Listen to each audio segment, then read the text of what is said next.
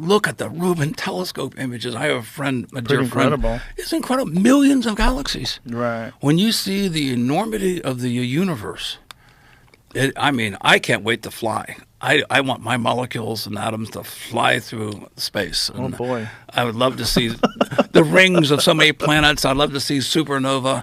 And I feel like, yeah, that's the direction we're all headed towards.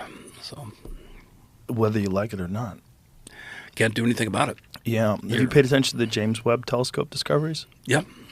That's some insane stuff where they're finding these galaxies that they should have not been able to be formed as quickly as they are. It's an order of magnitude higher. They can do the entire the visible universe, I think, in about 3 days.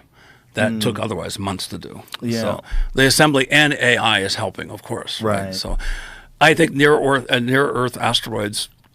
This is an impactful discovery, literally. I always worry about an asteroid coming from behind the sun, and then how many. It's probably been the reset for civilization over and over again throughout time. Well, that's the proliferation, for instance, of psilocybin. I fund a lot of different things. Panspermia, right? Well, I have a business, and I created my business specifically to do research. But one of the Utah State University, I funded a study on the evolution of the genes that code for psilocybin. And the results, it's a molecular genetic clock data. There's variability of a few million years in interpretation, but the arrival of psilocybin in the fungal genome is about 65 million years ago. Whoa. Wow. Right. That's interesting. After the asteroid impact. Now, is association causation?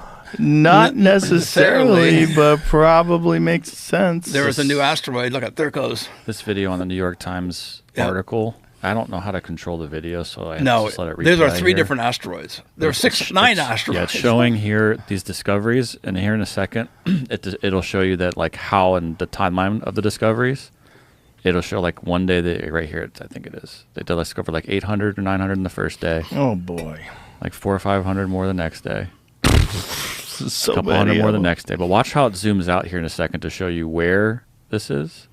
It gives you like a perspective. So this is like 10 days in. Whoa. Wow. And then it zooms out here again further. Oh, no. So they discovered 2,000 asteroids in that tiny little sliver right there. I haven't seen this. Oh, boy. Whoever made that video, that's awesome. Jamie, you're the master of discovering these things. I mean, what should people, when they want to find It's in the New York Times article about the Rubin telescope that came out probably today or yesterday. And they're keeping much of this undercover, so to speak. The scientists are very disciplined. They're only letting a little bit out at a time. Keep people from freaking out? Well, not everyone to think that. They're trying to be good scientists. They're trying to assemble the data in a fashion that, they don't have to redefine later. So has this telescope recently come online? In the past. Well, it's been online, I think, for a few months. The data is just being revealed now. Wow. But I think 3.2 billion pixel camera. It's the largest ever created. And 5 years from now, you'll have that on your phone. I mean, maybe. I was wondering what kind of lens they made to go on it, but wow, look at that thing. That's insane. And if they had that telescope out in space, they wouldn't have the interference of our atmosphere. But how would you get that thing? So what kind of a rocket would you need? Go back to those images. This is astronomy 101. I'm not telling you anything you don't know necessarily. But all those stars, all those galaxies are in the past. Mm-hmm. Hundreds of millions of years ago. Mm-hmm. We're just a coincidence of seeing them right now. Right, because the light has just reached us. It's just reaching us. Yeah. So that's what's so fascinating to me. This is a snapshot of multiple histories converging to one point of view. Also, Voyager 1's about to hit the 1 light day travel mark, which is a significant mark, but it's still not that far in the grand scheme. See, when I trip on psilocybin, this is what I love doing.